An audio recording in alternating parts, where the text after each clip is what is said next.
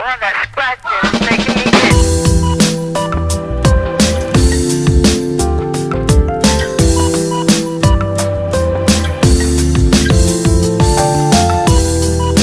Amis, content de vous retrouver dans le train de secours d'Ankema dans le cadre du programme de formation des personnels de premiers soins. Chers amis, une seconde peut décider de la vie de quelqu'un dans une situation d'urgence, car c'est bien une goutte d'eau qui fait déverser le verre. La vie est un don, c'est gratuit, elle est fragile et délicate. Si on la perd, elle ne reviendra plus dans ce monde-ci. Donc, il faut la gérer, la protéger et surtout la conserver autant que cela se peut. Dans une situation d'urgence, il faut intervenir rapidement car une seconde peut décider de la vie d'une personne. Pour être capable de répondre adéquatement à une situation d'urgence, il faut connaître les techniques comme comment arrêter une hémorragie, être capable de faire différents bandages, etc. Il faut aussi avoir sous la main une trousse. Il y a des médicaments, du matériel, garder dans un endroit sécuritaire et accessible. Avoir des numéros de téléphone de médecins, d'infirmières, de services d'ambulance, de pompiers, d'hôpitaux, de taxis, de parents, etc. Nous sommes des êtres humains. Nous nous différencions des autres espèces par notre mode de déplacement bipède, notre langage articulé, nos mains préhensiles, notre intelligence développée et surtout par notre capacité de raisonner. Ainsi, nous sommes plus aptes à agir à notre bien-être et à celui de nos semblables. Étant des personnels de secours, nous devenons des engagés dans l'œuvre d'amour et bienveillante confiée à soi-même, pour soi-même et pour autrui. Alors, Ankema vous encourage à vous aider mutuellement en vous abonnant à la chaîne, laissant des commentaires, partageant les vidéos et invitant les autres à faire autant. Dès lors, l'équipe d'urgence se retrouvera partout sur votre chemin. Dans une situation d'urgence, si un personnel de secours se présente, il y a tout un comportement à adopter. Et c'est pour cela que nous voulons vous soumettre les principes à adopter en cas d'urgence. Ce qu'il faut faire, il faut rester calme et prendre le contrôle de la situation. Mais avant tout, il faut s'identifier. Si la personne est consciente, il faut lui proposer de l'aide. Quand on dit de rester calme et prendre le contrôle de la situation, ça ne veut pas dire qu'on va passer beaucoup de temps à regarder ou à suivre, non. C'est pour avoir le contrôle de la situation. On ne peut pas précipiter. Il faut voir exactement ce qu'on va faire et ce qu'on peut faire. Il faut évaluer rapidement la victime. Est-elle consciente? Est-ce qu'elle respire? Est-ce que son cœur bat? Est-ce qu'elle saigne? Tout ça. Il faut aussi s'informer de ce qui s'est passé auprès de la victime, si elle est consciente. Et si elle ne l'est pas, auprès d'un témoin quelconque.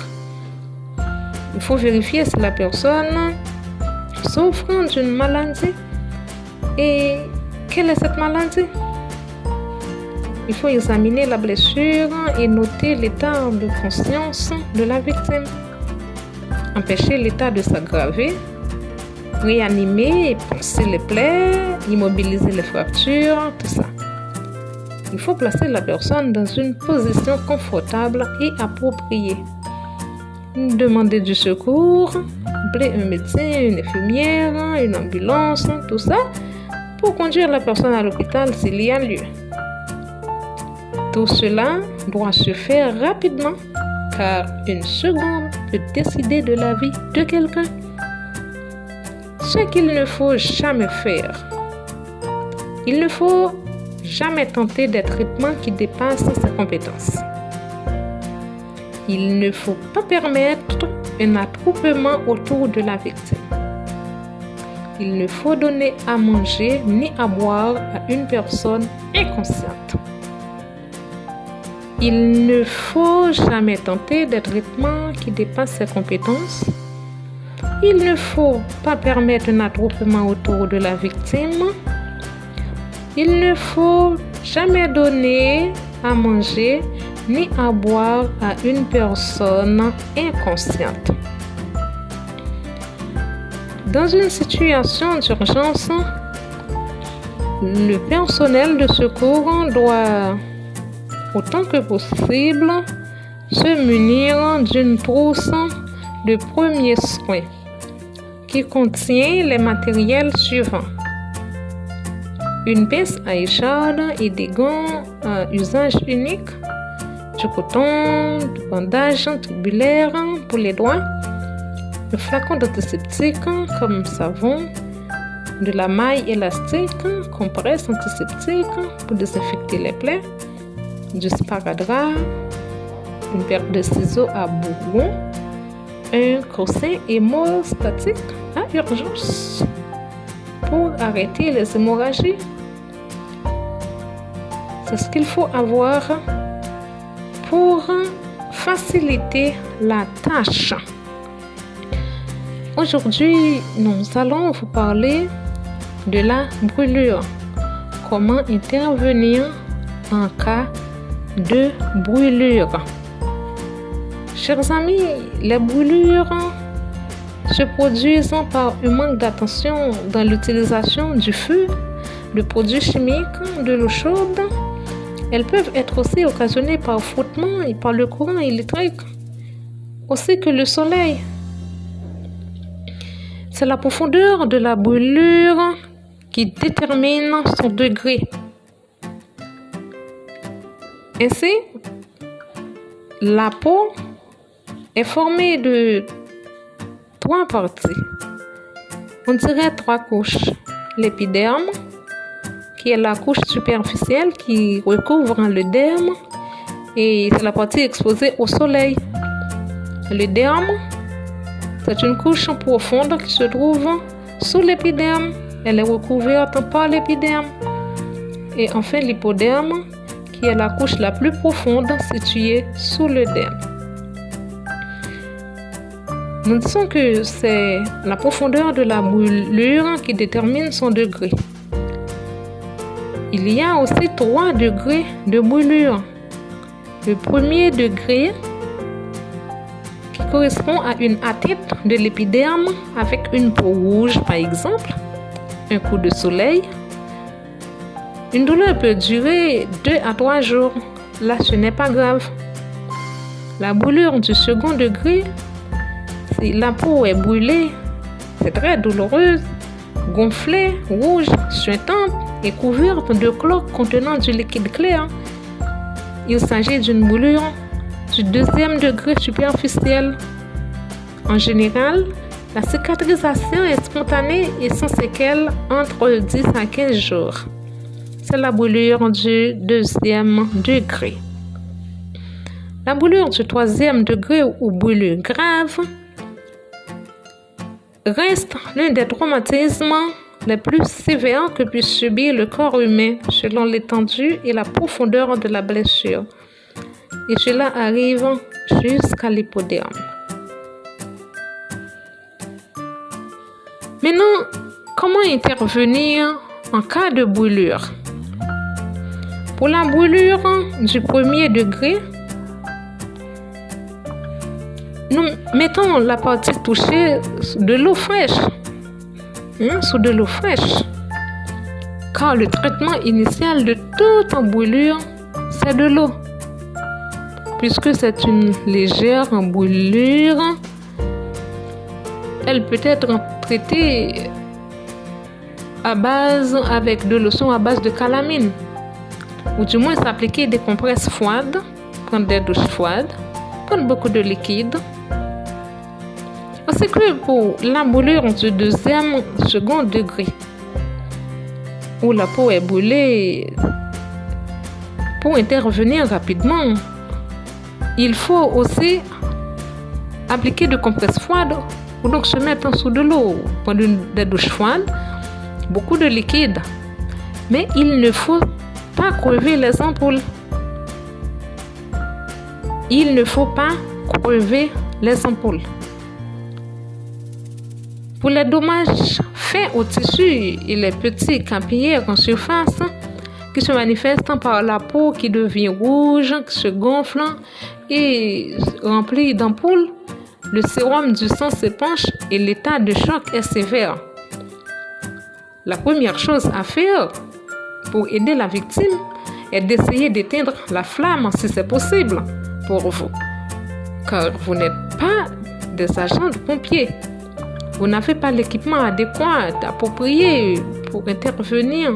Mais si vous pouvez faire quelque chose avec un simple geste, vous éteignez le feu, faites-le rapidement pour aider la victime. Soustraire la victime des flammes, c'est ce qu'il faut faire. On doit le maintenir au niveau le plus bas possible, avec le nez et la bouche recouverts de mouchoirs mouillés. Verser de l'eau froide et de ne pas crever les ampoules. Mais appliquer des lotions ou des huiles.